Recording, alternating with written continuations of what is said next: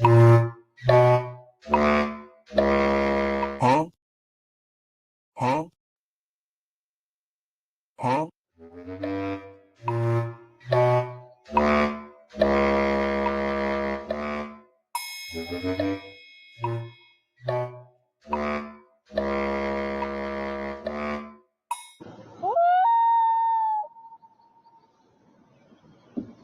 Imagine living a life where every part of your childhood was documented. From the first time you walked, to the first time you talked, to even the first time your mother taught you about private parts. Y'all, I wish I was joking. In today's video, we will be talking about Nika Diwa. I'm sorry if I'm saying her name wrong, but I believe it's Nika Diwa. We'll be talking about her problematic content, her oversharing, and the harm she's doing to her kids. And I won't even say without even knowing, because there comes a certain point where people are aware of the type of attention they are attracting towards their channel or their social media. So Nika Diwa is a popular TikToker, Instagrammer, YouTuber, basically everything under the sun. She's excelled in short form content. Now, the first time I saw Nika Diwa was through YouTube Shorts, and I remember her talking about her interracial relationship, I believe. I didn't really know that she was a family content creator until one of you guys commented on my last video about the Resilient Jenkins, which I actually think this might excel the Resilient Jenkins. But for some reason, in Nika Diwa's case, a lot of things get swept under the rug because, you know, if you're poor, everything seems 10 times worse than what it actually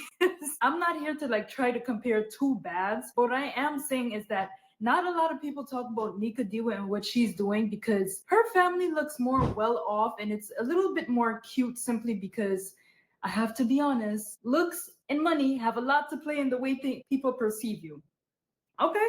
Okay, don't attack me, attack society. It's not a lie. And I'm talking from first-hand experience. Oh, this got a little too deep, a little too quickly. But basically, Nika Diwa creates a lot of family content. She gives parenting advice. She documents quite literally everything. And I wish that wasn't the case because there comes a point where oversharing and the internet do not mix. Like, you have to understand, a million people cannot possibly be your friends at once. So we're gonna take a look at some of these videos, and you guys are gonna see why I'm talking about being interracial, being a child, and like just family vloggers and family content in general. So in this video, Nika is talking to her child about boundaries in private parts.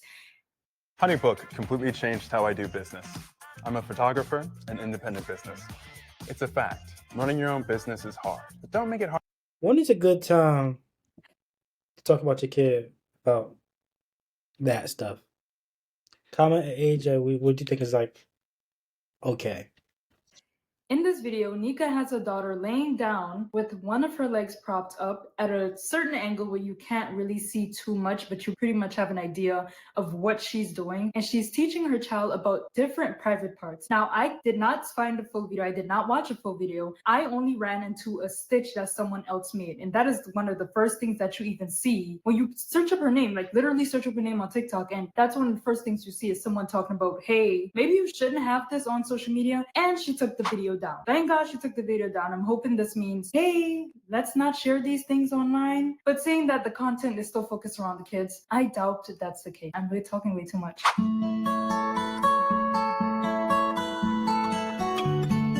Is it just me, or is this something that is not something that should be filmed and put on the internet for nearly now 7 million people to see?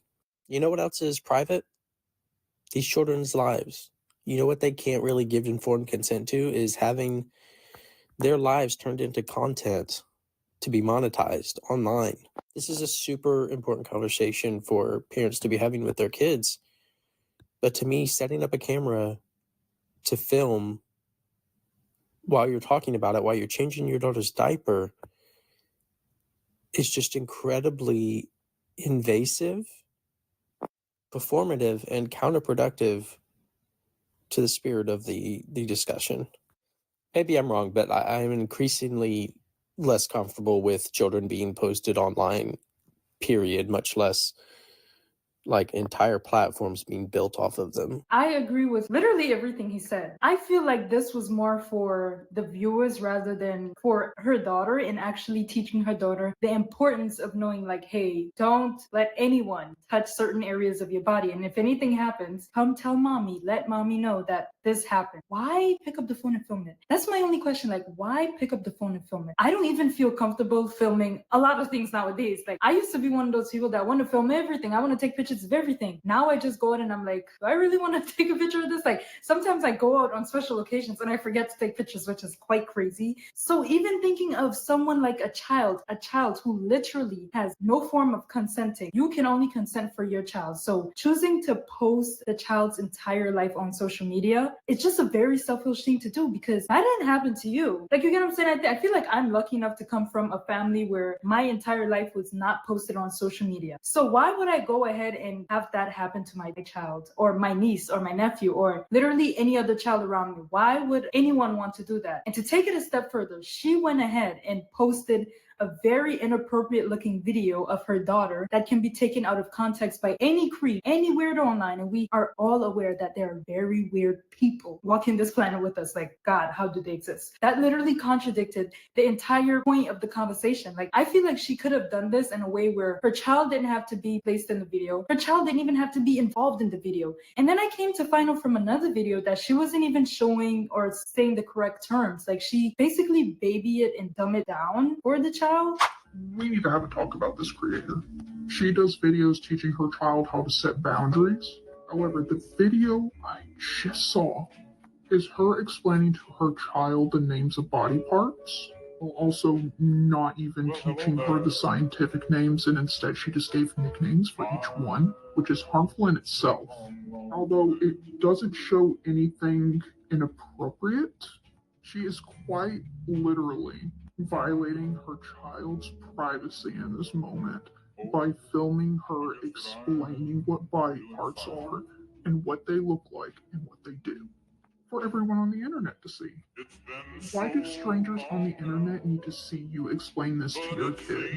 But also, you're teaching a dangerous narrative for your kid. From this perspective, I can totally understand what she means, like when she says it's quite dangerous to like teach your child other names for their actual body parts. And on top of that, you're recording it. So literally anyone from your outer circle or your inner circle who happens to run into your kid or meet your kid can use these same words and these same tactics on your kid. Like, the internet is not some magically safe place where you can go ahead and share any and everything. There are people who have been stalked from the internet. There are people who have had pictures taken for everyone to see just from a single clip. Someone can literally take my voice, y'all. Someone can literally take my voice.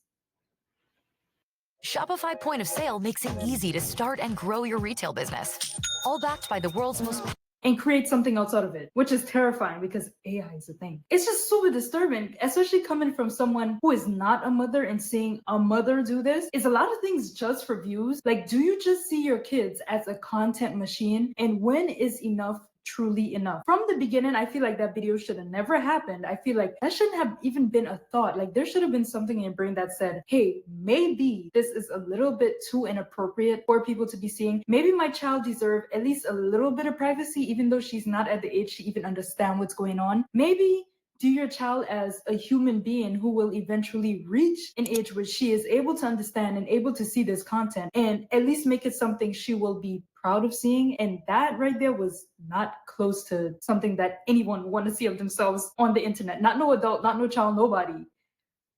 Well, adults, certain adults, if done to them, like, you know, consent. And it was at this point I started to question like a lot of the things that she's posting, from family life, marriage, her kids, and caring about the well-being of her kids, because it just all seemed performative.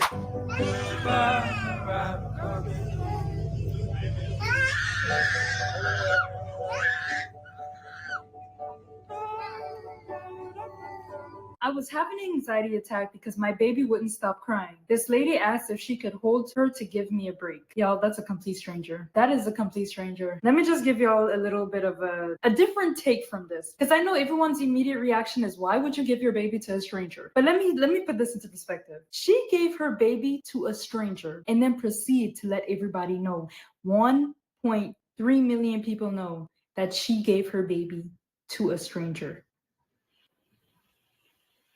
So what are the chances that someone who is, I can't even say the word here, who is crazy, seen this video and say, oh, she just be giving her kids around like that? Let me go ahead and somehow run into her and find her at one of her lowest moments and be like, hey, do you need help with your baby? And just take, like, y'all, I just question, like, when is enough enough? Like, when is enough truly enough? And I know she's a mom. I know she knows what's best for her kid. And I'm not here trying to play parent police. My biggest problem is, when do we draw the lines between recording and keeping things private? And I want to remind you guys that she does give a lot of parenting content, or at least try to frame it like it's parenting advice. And again, I'm not trying to shame this mom. I understand having anxiety and managing kids, mental illness, and being a new mom could be very overwhelming, and I do believe that it takes a village to raise a child. But I also am a firm believer that you cannot just trust any and everybody. And here again, another video, hack for flying with babies. Make strangers hold them so you don't have to.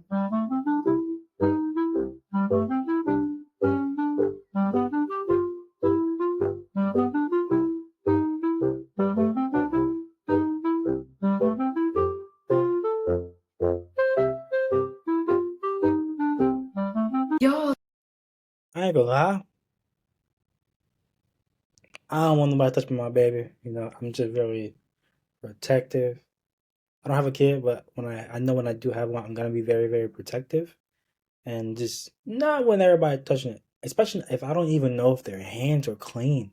I don't know what they just ate, what they just touched. For all I know, they could have just got done eating some shit and touching some shit. No, I just oh, the way, maybe I just have my own trust issues. Maybe it is just my own trust issues, but I just can't.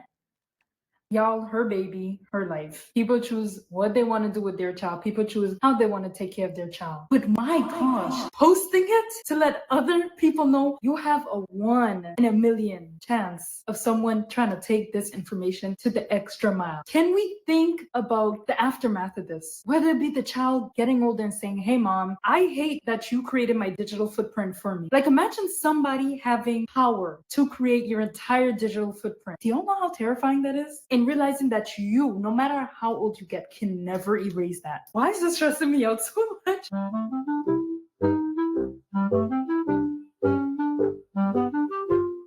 Okay, y'all, when I first saw this video, I was like, I love Monday.com. What's Monday.com? You don't know Monday.com? This is Monday.com.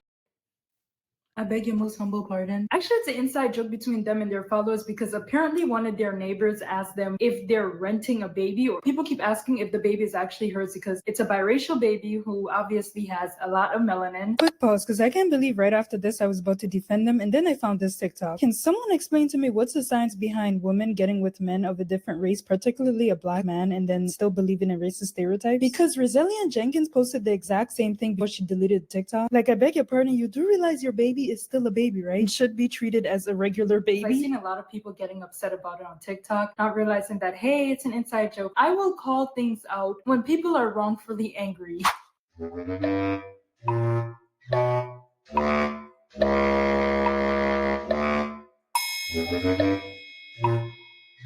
You brought a kid's baby monitor to Thanksgiving because you know the statistics. Guys, all I gotta say is everything feels so performative. I know the first video that I watched, a guy used performative, but now that I'm realizing, like, everything feels like it was just generated for content. Nothing feels genuine. It almost feels like this person is playing on people's emotions when it comes to statistics about kids being essayed, kids essaying other kids. It really feels like a slap in the face because nothing feels genuine. Forgive me for being so hard on her. When you watch more videos and you come to find out, like, hey, where do we draw the line between content and actually caring and trying to educate people? Because when you think of it, this took planning, execution, and time to film. Like, somebody had to take that phone and say, hey, we're gonna put this on. We're gonna film you walking from point A to point B, looking at the baby's monitor. And we know this is gonna tug on people's heartstrings because we are aware that kids are very vulnerable to a lot of messed up situations. And not only that, there are a lot of adults who can relate to this because they went through this. So we're gonna post this video, even though I'm quite literally exploiting my kids on the internet for millions to see. And y'all, she even made 2 videos like this. 2 videos. And I'm like, yo, was this just for content? Was this just for content? And that's what I don't like about family channels, is that a lot of things feel like they don't really care about what they're saying. they're just saying it to say it. Like they're just using this to manipulate people's emotions and then post it out there on the internet just so people can be like, oh my gosh, this happened to me, that happened to me. While under the same breath, they're posting their kids that might end up on certain sites that no one ever wants to see their kids being posted on.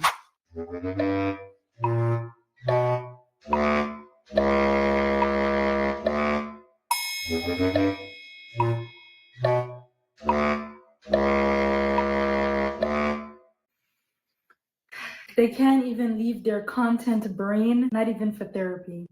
Yo, can y'all imagine being the therapist and watching a client pick up their phone, set it up in a corner or on a tripod stand, and we ask them, hey, what are you doing?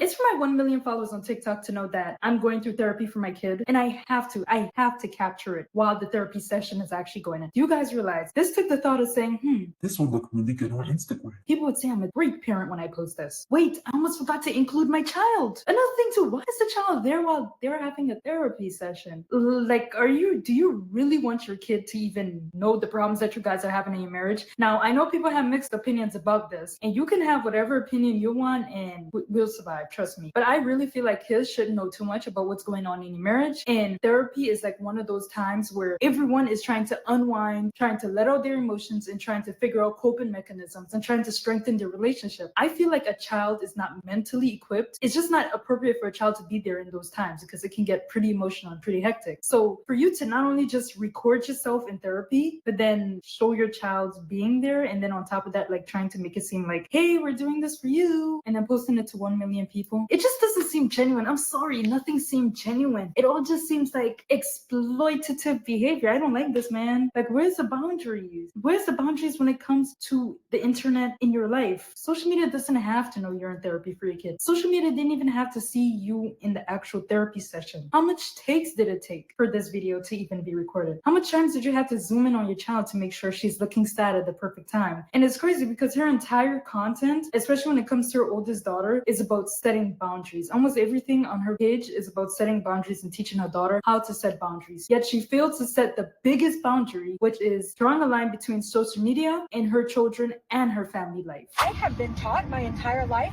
that my feelings, the things that happen to me, the way that men have talked to me, that they can just treat me any type of way or act like any type of way, and that it's fine, and that my feelings go unacknowledged. So what does it cost you to just say, I acknowledge, even though that was not my intention, that is how that affected you, that hurt you, so that I know that my feelings matter to you. Why is that such a heavy cost? They say money can't buy happiness. Look at that. You made a great video, but what if no one watches? I know this is an actual conversation that she's having with her husband, and she included us, the viewers, into this. I think I'm coming to a point where I realize that some people have brains that run on content. Nothing in their brains is about privacy. Everything in their brains or in their subconscious is about content. They think about, this will look good on my TikTok. This will look good on my Instagram. A lot of parents would benefit from hearing this from me. A lot of people would be happy to hear this coming from me. A lot of people like this video. A lot of people can relate to this without realizing that it's okay to not relate to the majority. Whereas this is a super heavy topic. Anything about abuse, DV, quite literally any situation or relationship where you feel like you've been taken advantage of or mistreated and you're left with trauma afterwards, it is a super heavy topic. But if I'm sitting next to you and we having a deep conversation and you pick up your phone, I'm gonna think, is everything okay? Like, are you really about to record our very intimate and private conversation right now? Let me be honest, I truly feel like people who are equipped and well educated on this topic should be the ones to go into more depth about it. But people choose how they want to cope with trauma. People share what they want to share, and people think it might help someone out there. But I'm just thinking of the content aspect of this, and like also having kids involved in this situation and knowing that your kid is going to have to look back and not only see mom and dad rash it out, but also see mom and dad share the most important points of their life. It's super weird. I'm not gonna lie, it comes across as super weird.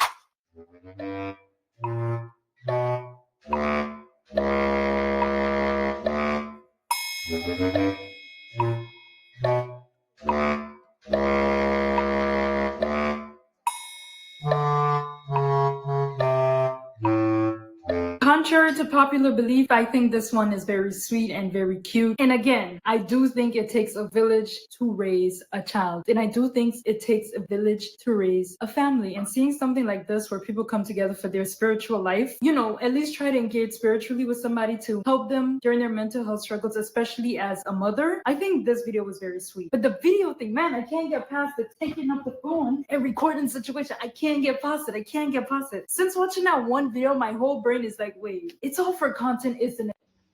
Baby, I'm. Oh. Oh. Mm.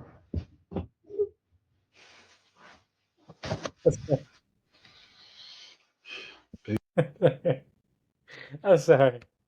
No, I feel like that's some shit you should be recording. Even if it was like, if it was real, it definitely shouldn't be something you're recording. If it's fake, like, I don't think you should be like fake and stuff like that, man. Baby, I'm so sorry. Are you able to follow me into this? Able to do this with me? All right. Step one, we're going to do something fun to kind of alleviate some of the stress. We're going to do some coloring together. We're going to color a gingerbread house, okay? Number two, my love, I'm going to give you something beautiful to look forward to so we can kind of change the feeling like the whole world is coming in on you, right? And This is how I see it. We're gonna go, color some books, do some coloring, and we're gonna do this and we're gonna do that and we'll have a great time, okay? Like, that's how I see it. And for number three, right, we're going to plug into the Bezzy app because of our need for community. We're going to take advantage of all the resources that'll help make you feel a little better. All right? One step at a time, baby. All right? Was this an ad? Y'all, I never watched the full video. This was an ad.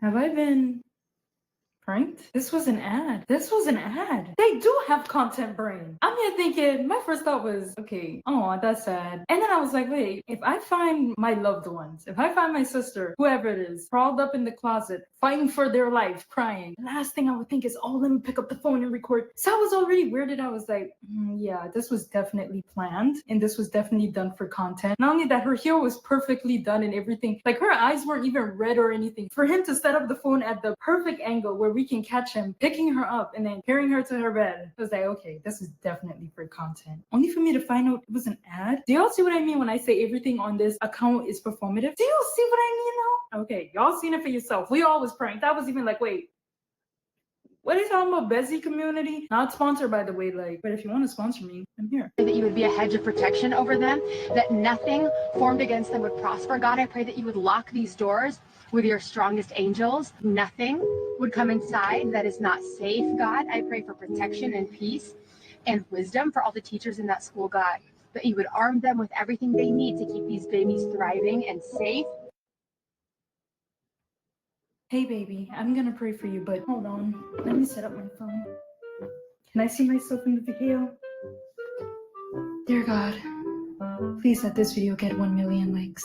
There gotta be a point where content brain must shut off. When you think about what it takes to record that video, when you think about what it takes to set up the angle, possibly set up a tripod stand, and then proceed to pray for your kids who's already being exploited on the internet, it just kind of triggers you in a bit, and it almost comes off as funny. Like, there's no way you're being serious when you do this. There's no way you're doing this and thinking, this will totally benefit my kids in the future. I'm happy she's protecting her kids in her spiritual life and tapping into her spirituality and, using her belief to protect her kids. But was it really that necessary to record this? But anyways, I feel like I'm being a little too harsh on her content and her videos because a lot of people post religious content. A lot of people post this. But why you kids gotta be involved in it?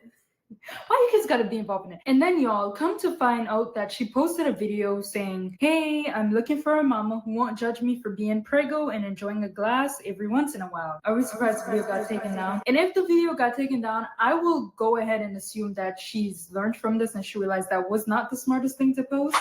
Over 1 million creators and brands are growing faster, engaging better, and selling more. What about you?